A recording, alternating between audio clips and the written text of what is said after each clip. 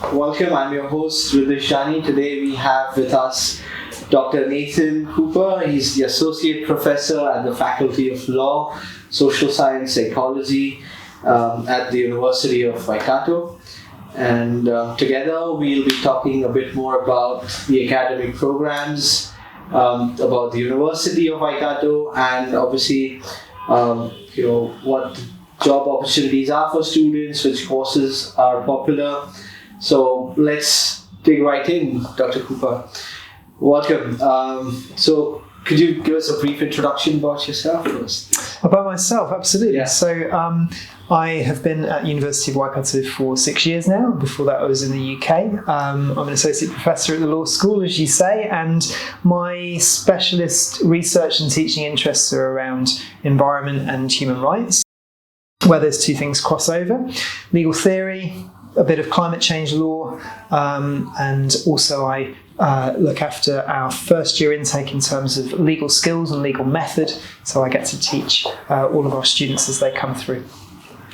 Excellent. We're very pleased to have you here today. Thank you. And I'll start with a few questions regarding the university.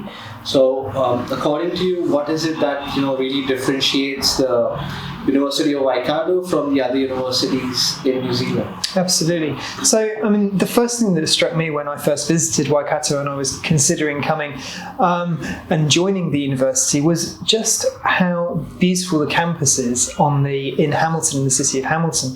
It really is a lovely place to work and to study. It's parkland and it's peaceful and spacious. Facilities are excellent, and that really goes for the whole of the city as well. So the city of Hamilton, unlike some other places, is not particularly busy.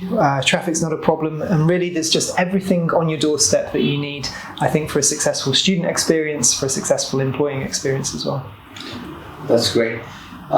So again, as you're aware, University of Waikato is the University of the Waikato region. That's just around 100 kilometers south of Auckland. So in terms of accessibility to Auckland as well, I think it's really conveniently located. Yeah, that's right. It's a great location. You can get up to Auckland in an hour and a half or so. There's good rail and road connections, so you can kind of make the most of Auckland without having to deal with the Auckland traffic. That's what everyone's looking for. All right. So, Professor, if you could just tell us a bit more about the courses that are offered under your faculty in terms of law, psychology. What are the course options for the students if they want to pursue? Absolutely. So in both law and psychology, obviously we have an undergraduate program for each of those, but where we're seeing particular demand is at the postgraduate level, and so it probably makes sense to talk about some of those postgraduate offerings in a bit of detail. So for law, we have the LLM, the Master of Laws. That's a postgrad 12-month taught program that's available for students who have an LLB. So if your background is in law already and you're wanting to look at postgraduate law opportunities, then the LLM, the Master of Laws, is the one. 12 months, and there's a whole array of different subjects that you can choose from. Right. You can either specialise in terms of domestic or internationally focused legal papers, and you can even study a small portion outside of law as well. Great. For students who don't have an LLB, right, so who are looking to PG opportunities that involve law but they don't have a law background themselves, right, then we do have a Master of Legal Studies as well. Okay. And that allows students to come and study some of those law papers even though they don't have the undergraduate LLB. Right. So what sort of job opportunities are available to students on completion of, say, a Master of Legal Studies?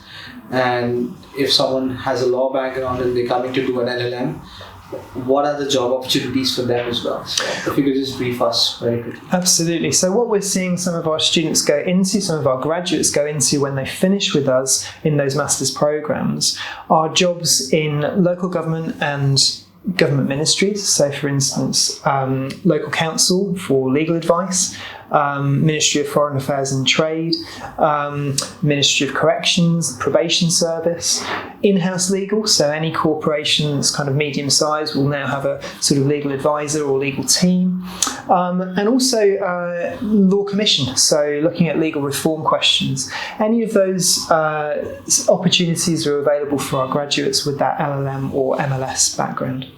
Excellent. And could you give us, a few examples, live examples of your students who have graduated from these programs and where they are right now? Absolutely. So a couple of years ago, one of our LLM graduates, a student from Mauritius, who'd completed her studies with us, then went on to get a job with the Ministry of Corrections in management around probation, and has subsequently actually moved towards legal practice and is in the process of getting their practicing certificate. So that's a kind of a recent example. Similarly, a couple of years before that, another master's graduate has found a really great job in the Law Commission in Wellington. So working on legal reform questions, what areas of law need to be rethought and made more fair and more just. So that's two examples for you. It's pretty interesting, because sometimes students are really keen on pursuing law, but they're not sure of what sort of jobs they'll get into. But I'm sure your insights have been, really helpful, and most of the students would have got that much needed encouragement to go ahead and pursue that course after hearing you out. Yeah, that's right. And I would encourage any student who's got that ambition to really get out there, and even during the course of your studies, to look at where there are opportunities to volunteer, for instance.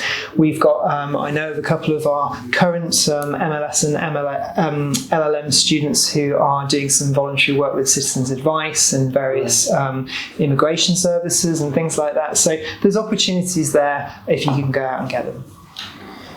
Amazing. We'll just quickly jump onto the features of the psychology program. So what are the unique features of the psychology program at the University of Waikato? How can a student who has, say for example, doesn't have a psychology background, can they still pursue a psychology course?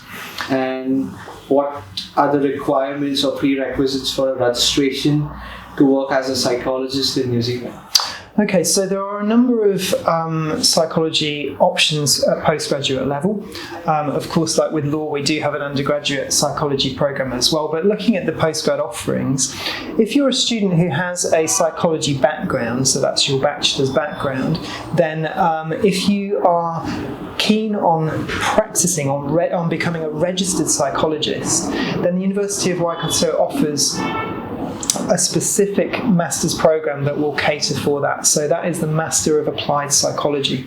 That's a 2-year postgraduate program, and that then leads on to a further year of study, which is a postgraduate diploma in the practice of psychology.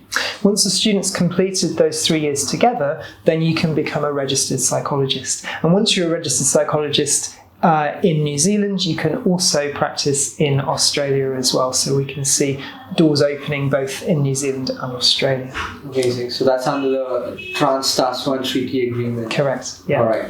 Great. So also just to add to what Professor just mentioned, psychologists, clinical, organizational are all on the green list. So these are all tier 1 roles, meaning that if you have a job and a registration as a psychologist in New Zealand, you can apply for residence straight as soon as you have a job.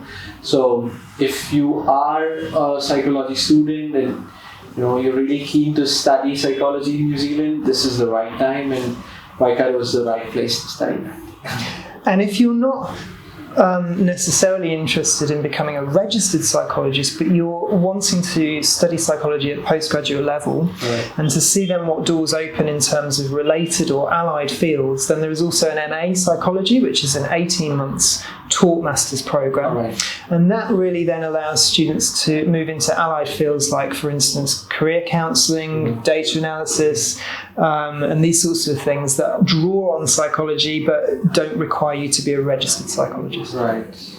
So even in corporations and multinationals, yep, you can get some, a role in the HR field. Absolutely. Yeah. Yeah. All right. So when it comes to psychology, what are the entry requirements to get into that program? Well, you would need to have a bachelor's background in psychology. So your first degree, your undergraduate degree, needs to be psychology or psychology rich. There also needs to be the right GPA, which would be a B+ for the Master of Applied Psychology program, or a B for the MA Psychology. And then for law, similarly, for the LLM, you would need an LLB as your bachelor's background. So your first degree needs to be an LLB law degree.